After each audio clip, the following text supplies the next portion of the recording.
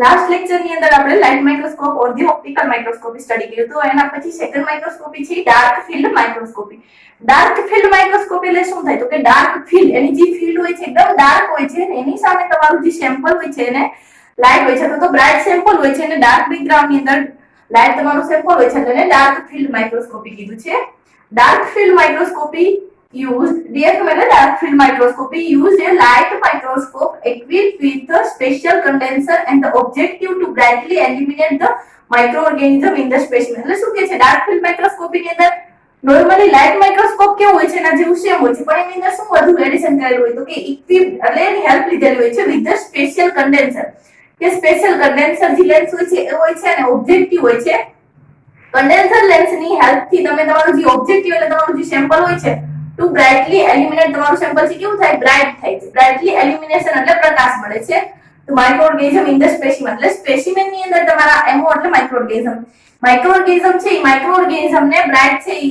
Light એની ઉપર focus થાય છે અને તમારી જે ફિલ્ડ હોય છે ડાર્ક ફિલ્ડ ડાર્ક હોય છે. in the specimen against the dark background એટલે શું કહે છે તો કે બેકગ્રાઉન્ડ છે તમારું ડાર્ક હોય છે તમારું જે માઇક્રોઓર્ગેનિઝમ છે સ્પેસિમેન ની અંદર સ્પેસિમેન એટલે તમારું સેમ્પલ સ્પેસિમેન એટલે સેમ્પલ એટલે તમારું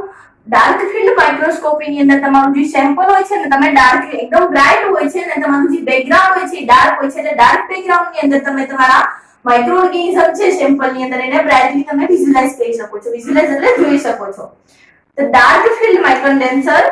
directs the rays of the light into the specimen field at such as an angle that only the rays trickling an object in the field are reflected into the objective. This શું કહે છે જો the dark field condenser કે dark field ની અંદર condenser હોય છે શું કરે છે direct the rays કે direct કરે છે rays એટલે કિરણ છે કિરણને પાસ કરે છે of the light ના જે કિરણ છે ને પાસ કરે છે કોની ઉપર into the specimen પર એટલે સ્પેસિમેન ઉપર લાઇટ ના જે કિરણ છે એ પાસ થાય છે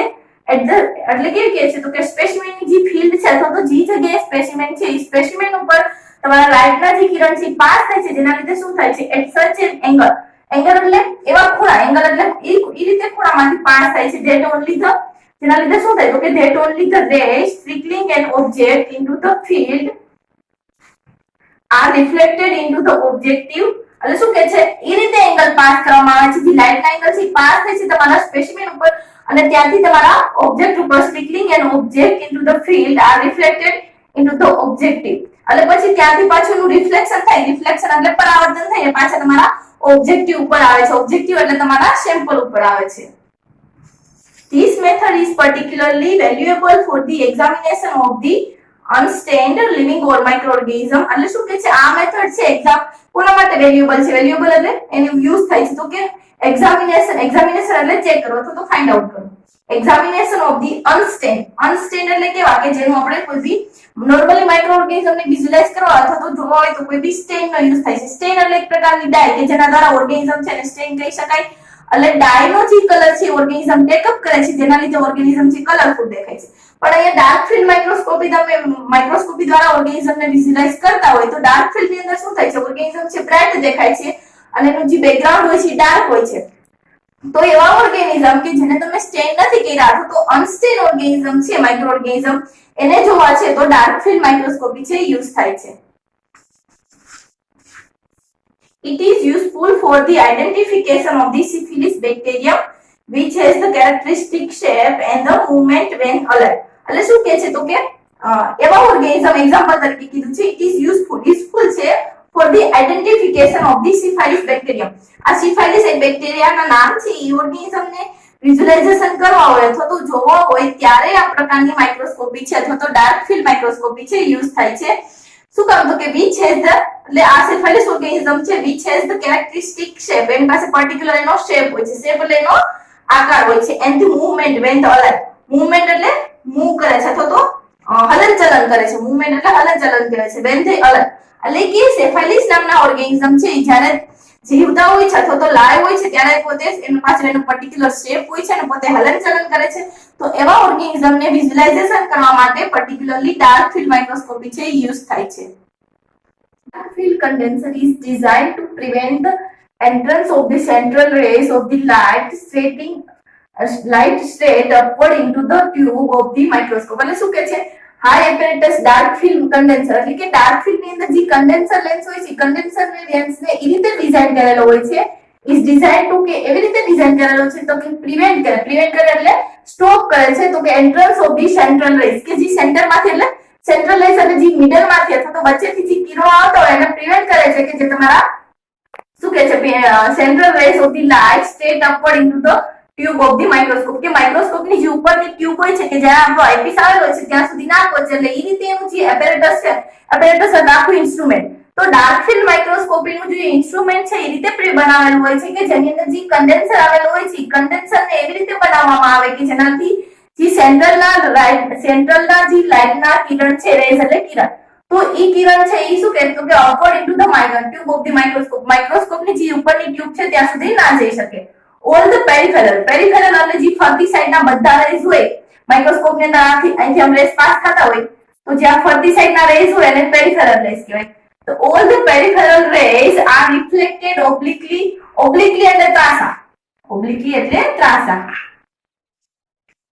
all the peripheral rays એટલે ફરતી બાજુના જે કિરણો રેઝ એટલે કિરણ all the peripheral rays are reflected obliquely to the center of the upper surface of the microscope slide એટલે શું કહે છે જો બધા જે સાઈડના આખી ફરતી સાઈડના જે રેઝ હોય છે કિરણ હોય છે એનું શું થાય છે રિફ્લેક્શન થાય છે રિફ્લેક્શન એટલે પરાવર્તન થાય છે કેવી રીતે પણ ઓબ્લિકલી એટલે ત્રાંસી રીતે એનું પરાવર્તન થાય છે કોની અંદર તો કે to the centre of the upper surface એનું જે સેન્ટર હોય છે સેન્ટરની જે ઉપરની સરફેસ હોય છે ત્યાં નીચેથી કિરણ પાસ થયા છે તો એ ફરતી સાઈડના બધા કિરણ હશે એ તમારા વચ્ચેના તમારા જે સેન્ટર હશે ત્યાં આવતા ઉપર આવશે surface of the microscope slide એટલે અહીંયા તમારું સેમ્પલ હશે તો નીચેથી જે કિરણ આવતા હશે ફરતી સાઈડના કિરણ એનું એ રીતે રિફ્લેક્શન થશે કે બધા કિરણ છે તમારા સેન્ટર ઉપર આવશે જ્યાં તમારી માઇક્રોસ્કોપની સ્લાઇડ હશે સ્લાઇડની અંદર તમારું સેમ્પલ હોય તો એ કિરણ છે બધા તમારા સેમ્પલ ઉપર પડશે They emerge from the upper surface of the slide as the hollow cone of the light